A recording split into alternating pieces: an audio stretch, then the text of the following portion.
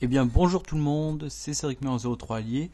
On se retrouve aujourd'hui sur DevPro pour un deck profile Monarch, donc la version pure qui va arriver fin janvier. Donc un petit deck profile que j'ai un peu testé sur DevPro, que, euh, que j'ai testé sur DevPro et puis que je sais à peu près bien jouer maintenant. Donc j'ai fait un peu ma version à ma sauce, hein. Après je vous laisserai tester ce deck là et puis vous l'améliorez à force de jouer, vous finirez bien par l'améliorer et vous faire votre propre version. Donc voilà. Donc on va commencer avec la decklist et puis le side, hein, parce que l'extra deck il n'y en a pas, c'est ce qui est super dans ce deck là. Les effets, je vais vous les dire si vous voulez, parce qu'ils sont pas encore trop connus.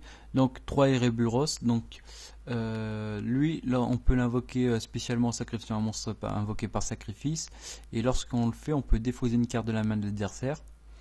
Et s'il est au cimetière, on peut défausser une carte magie ou piège monarque pour récupérer un monstre monarque du cimetière à la main.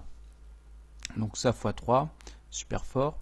3 Hiter, donc elle permet comme invocation en invoquant un monstre par sacrifice, on peut envoyer 2 cartes dessus de son deck au cimetière, 2 cartes monarques différentes magie piège de son deck au cimetière pour pouvoir invoquer un autre monstre monarque de son deck sur le terrain. Donc ça c'est vachement fort.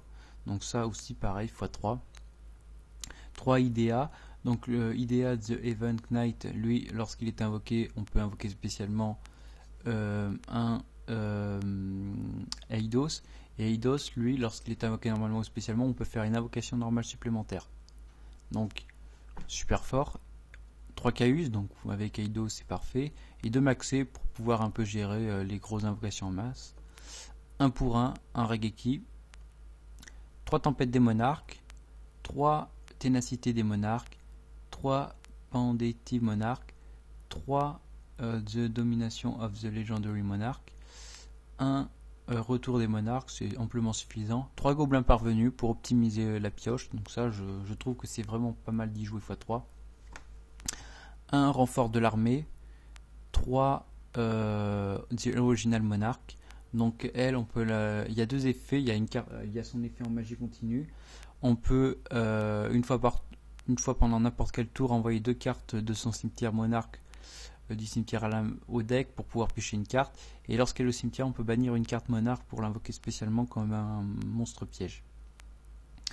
Et l'escalade des monarques.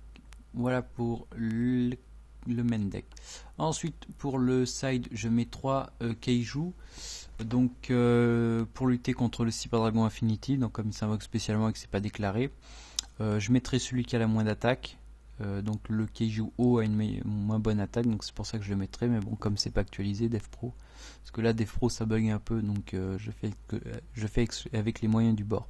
3 flèches brise-sort et pas de typhon, parce que flèche brise-sort ça permettrait vraiment de gérer les MP, enfin les magies pièges super chiantes, enfin les magies super chiantes, les pendules, ce genre de choses.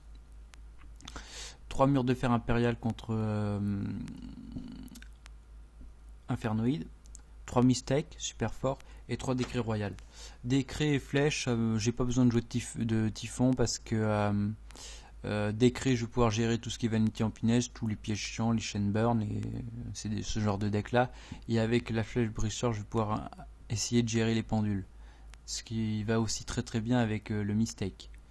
Et le domination du monarque légendaire qui empêche les invocations depuis l'extra deck. Donc voilà. Donc gros deck qui va sortir, qu'on attend avec impatience, que vous attendez avec impatience, je pense. Ça va faire un carton. C'est un archétype qui a vieilli et bien vieilli, on va dire. Et donc voilà. Donc si vous avez aimé cette vidéo, mettez un pouce vert. Et je vous dis à la prochaine pour plein d'autres bonnes choses. Et à plus tout le monde.